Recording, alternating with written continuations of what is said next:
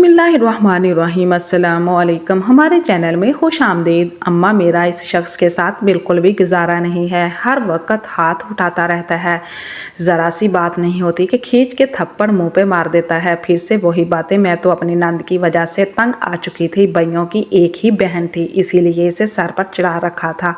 ना किसी काम को हाथ लगाती थी और ना ही कुछ करती थी, हर वक्त अपने शोहर की शिकायतें लगाती रहती थी। और मेरी सास दुपट्टा खुले इत्मीनान को बददुआएं देने में मसरूफ़ थी कि बड़ा गर्क हो ऐसे मर्दों का जो माँ की बातों में आकर बीवी के जीना हराम करते हैं। साथ ही मेरी सास ने मुझे पकार कर कहा, बहू क्या तुम्हें नज़र नहीं आता, मेरी बेटी का रो रो के बुरा हाल हो गया है, जा ठंडा शरबत बना कर ला। मेरा जी चाहा कि इसे शरबत में जहर घोल के नंद को दे दूँ। ये मेरी ज़िंदगी अजीरन बना के रखी थी। जब मेरी शादी हुई तो सारे घर की जिम्मेदारियाँ मुझ पर चंद दिनों में डाल दी गई थी। नंद बैठी रहती थी, कभी अपने लंबे लंबे चिड़ेलों जैसे नाखून गोल करती रहती या फिर अपने चेहरे को सजाते संवारती रहती, अपने लंबे बालों को मज़ीद लंबा करने के नुस्खे आजमाती रहती। पूरा दिन इसका बस यही काम था। जब फिर मुझे पर आर्डर चलाती रहती, भाभी मैंने ये खाना है ये बना दे, मैंने वो खाना है वो बना दे। मेरे शौहर ने मुझे पहली रात ही कह दिया था कि मेरी बहन बहुत लाडली है, इसलिए मैं ये ना सुनो कि तुमने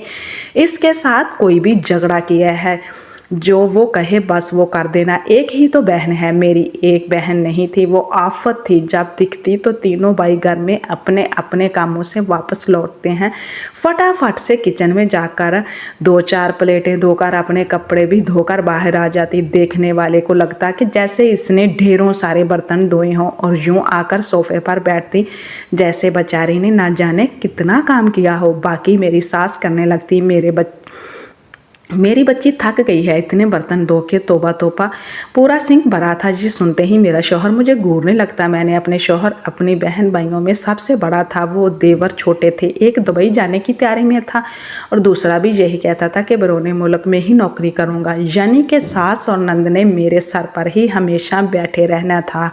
सास मेरी अच्छी थी, लेकिन नंद के मामले में मैं हमेशा मेरे साथ ज्यादती कर जाती थी। जबकि नंद के लिए रिश्ते देखने शुरू किए तो मैंने दिल ही दिल में शुक्र किया था कि अजाब भी मेरे सर से ख़त्म हो जाएगा, क्योंकि दोनों छोटे देवर बैरून मुल्क जाने की कोशिश में लगे हुए थे और चंद माह में चले भी जाते।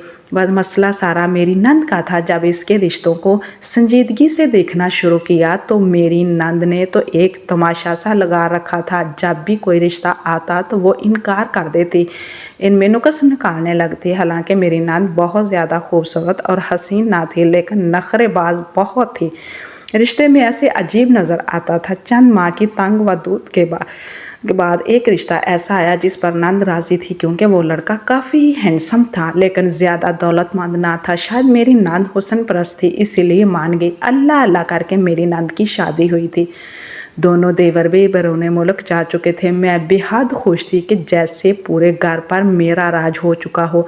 मेरी सास की ज़्यादा नोक टोक की आदत ना थी, बस ज़्यादातर अपने कमरे में ही रहती थी। मैं जो पकाती चुपचाप खा लेती। मसला तब शुरू होता था जब मेरी नंद घर आती, मेरी सास के कान भरने शुरू कर देती।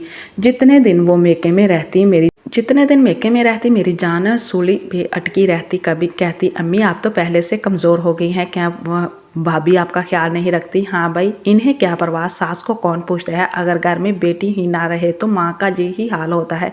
एक मैं हूँ कि सारा घर मैंने संभाल रखा है। मेरी सास ने मुझसे बड़ी खुश है। मैं किचन में खाना बनाते हुए ये सोच रही होती कि काम तो इसे कुछ भी नहीं आता, एक चाय तक इसको बनाना नहीं आती, सास को खुश रखती कैसे है। ये बात भी ज़्यादा देर तक मुझ पर राज ना रही थी। मेरी नंद की शादी को बस 6 माह गुजरे थे जब रोते धोते घर आ गई। मेरी सास से गले लग कर रोने लगी। मेरा शौहर भी बैठा था। बहन को रोता देखकर तो मेरे शौहर को गुस्सा आने लगा। कहने लगी कि मेरी सास जालिम है, वो मेरा शौहर भी अच्छा नहीं है। लेकिन मैंने तो कभी आप लोगों से शिकायत ही नहीं की, बस चुपचाप इन लोगों के जुल्म व सितम सहती रहती। और वो दुपट्टे से आंखें रगड़ रगड़ कर सुरख कर चुकी थी, जैसे कि रो रही हो। लेकिन बुरा हाल मैं इसके मकरों और फरेब को अच्छी तरह से जानती थी, क्योंकि वो पहले ही ये सब मेरे साथ कर चुकी थी। जानबूझकर मेरी बुराइयां करते हुए वो यूं ही दुपट्टे से आंखें रगड़ती थी और फिर मेरा शौहर मेरी शामत ले आता था। मैं तो खामोश से सब सह रही थी, लेकिन ज़ाहिर है ससुराल वालों में तो ये सब नहीं चलता। मेरे शौहर को ये सब सुनकर गुस्सा आने लगा। उन्होंने मेरी नंद के शौहर को फ़ोन कर दिया और जो जो कहानियाँ नंद ने सुनाई थी वहीं इसने बहनोई से भी कह दिया।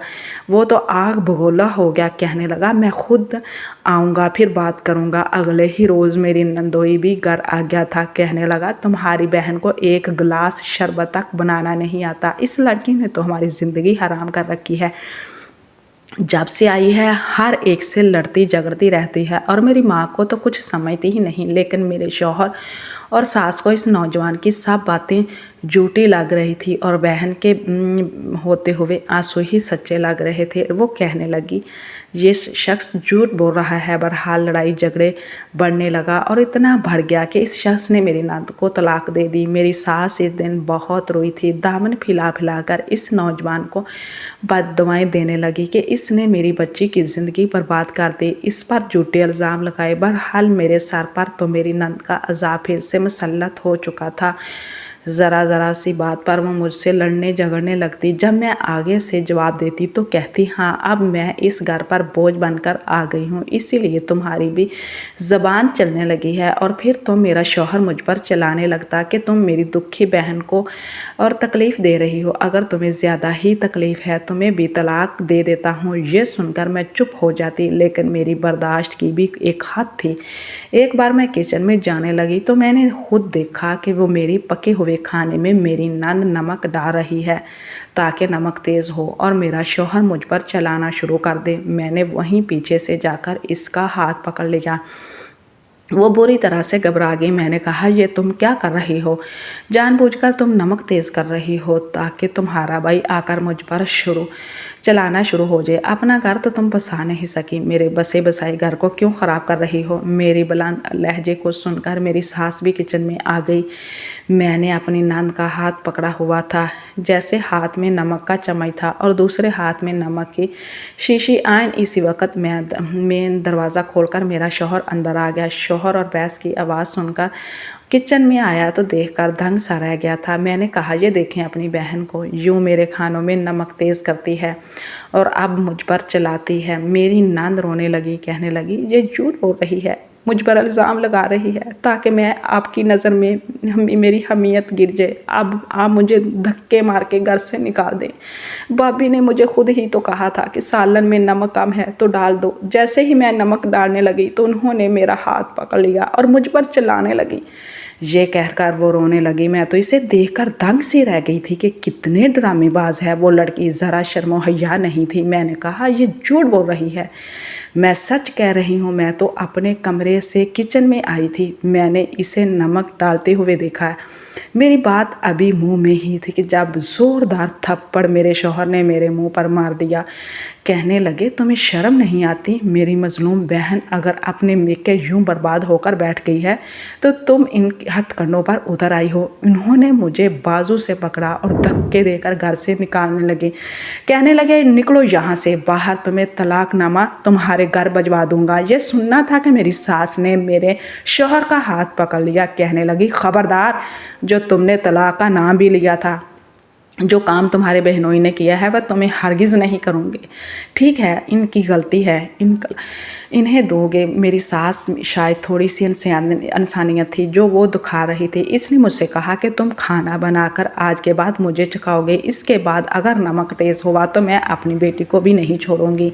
अगर वो कसूरवार हुई तो ये सुनकर मुझे कुछ तसल्ली हुई थी कि सास को कुछ तो मेरा ख्याल है। मैं रोते हुए अपने कमरे में चले गई। इस रात मेरा शौहर मेरे कमरे में नहीं आया था, शायद मुझसे बहुत ज़्यादा नाराज़ था। सुबह सुबह जब मैं नाश्ते के लिए कमरे से बाहर निकली तो मेरा शौहर और मेरी सास लाउंज के सोफे पर ही बैठे थे। मेरी सास मेरे शौहर से कह रही थी कि देखो अब तुम बहन के लिए दूसरा रिश्ता तलाश करना शुरू कर दो, वो भी जवान है, इसकी शादी जल्द हो जाएगी और तुम्हारा घर भी बसा रहेगा। नंद बावज का रिश्ता ही शायद कुछ ऐसा है कि दोनों एक दूसरे को बर्दाश्त नहीं करती। हो सकता है कि कसूर थोड़ा बहुत मेरी बेटी का भी हो। अपनी सास की बात सुनकर खुशी हुई थी। मैं फ़ौरन से किचन में चली गई और नाश्ता बनाने लगी। रात को मेरा शौहर मेरे सामने बैठा था। कहने लगा कि मैं हाथ उठाने का हरगिज़ कायल नहीं हूँ, लेकिन बस गुस्से में मेरा हाथ उठ गया। इसके लिए मैं तुमसे माजरत चाहता हूँ। शायद मेरी सास की बातों का असर था। मैंने भी दिल बड़ा करके अपने शौहर को माफ़ कर दिया। वो कहने लगा कि मैं बहुत जल्द बिनश की दूसरी शादी कर दूंगा, तुम फिक्र मत करो। फिर तो इसने वाकई 2-3 माह में ही मेरी नंद का रिश्ता ढूंढ लिया। इस बार वो बहुत नखरे दिखा रही थी। कहने लगी कि रिश्ता मेरी म्यार के मुताबिक नहीं है। तो मेरा शौहर कहने लगा कि जो तुम्हारे म्यार पर था वो कैसे निकला, इसलिए इस बार हमारी मान लो। नंद इस बार चुप हो गई थी। इसकी शादी हो गई। मेरी सास मेरे साथ और भी अच्छा रवैया रखने लगी। शौहर का रवैया भी मेरे साथ ठीक हो गया था, लेकिन मेरी नंद को पता नहीं क्या मसला था। वो अगर बस घर बसाना ही नहीं जानती थी। असल मसला ये था कि इसे काम करने की आदत ना थी और घर बैठकर कोई इसे खिलाने को तैयार ना था। शादी के बाद जब इसे किचन संभालना पड़ा तो इसका रोना पीटना फिर वो शुरू हो गया। वो ड्रामेबाजी शुरू कर देती। आज भी दूसरी शादी के बाद वो मेके आई तो ससुराल वालों और शौहर के शिकायतें शुरू कर दी थी। अब मेरी सास भी इसकी बात को सच्चा समझकर आंसू बहा रही थी, साथ साथ बददुआएं दे रही थी कि हालांकि वो जानती थी कि इनकी बेटी भी कितने पानी में है। वही किस्सा वो दोबारा शुरू कर बैठी थी जैसा इसने पहली शादी के बाद किया था। कहने लगी, अम्मा आपके कहने पर इस बार मैंने अपना घर बसाने की पूरी कोशिश की है। दूसरा शौहर तो पहले के मुकाबले में ज़्यादा बुरा है। एक तो इसकी शक्ल व सूरत भी अच्छी नहीं, लेकिन फिर भी मैंने सब्र कर लिया। लेकिन वो अब मुझ पर हाथ उठाने लगा है और मैं किसी का थप्पड़ नहीं खाऊंगी। बस मुझे इस शख्स से तलाक चाहिए। ये सुनकर मेरी सास की रंगत उड़ी थी। कहने लगी, तुम पागल तो नहीं हो गई हो? लोग इस बार तुम पर उंगलियां उठाएंगे, कहेंगे कि यही गलत है, तभी दूसरा घर भी ना बसा सकी। लेकिन मेरी नंद जिद पर थी कि इसे तलाक ही चाहिए। बहरहाल 1 साल ही मुश्किल से इसने दूसरी शादी मेरे साथ निभाई थी। फिर शौहर को ऐसा परेशान किया कि इसने तलाकनामा हाथ में पकड़ाकर घर से निकाल दिया। रोते धोते वो फिर हमारे सर पर आ बैठी थी। मेरा शौहर इस कदर परेशान था कि समझ नहीं पा रहा था कि अब क्या करे। अब वो मुझसे कुछ नहीं कहता था, वो अपनी बहन को ही बुरा भला कहने लगता कि तुम खुद ही घर बसाना नहीं चाहती, मैं तुम्हें अपने घर में नहीं पाल सकता, तुम्हारी शादी मैं अब किसी दूसरे शहर में कर दूंगा। ये सुनकर मेरी नंद रोने लगी। कहने लगी, ऐसा करो कि ऐसे शख्स से मेरी शादी कर दो जो घर जमाई बन जाए और इससे मैं तलाक नहीं लूँगी, क्योंकि मुझसे घर के काम नहीं होते। जहाँ 4 बंदों की रोटी बनती है 5 की बन जाएगी, लेकिन मुझसे ये घर के काम नहीं होते।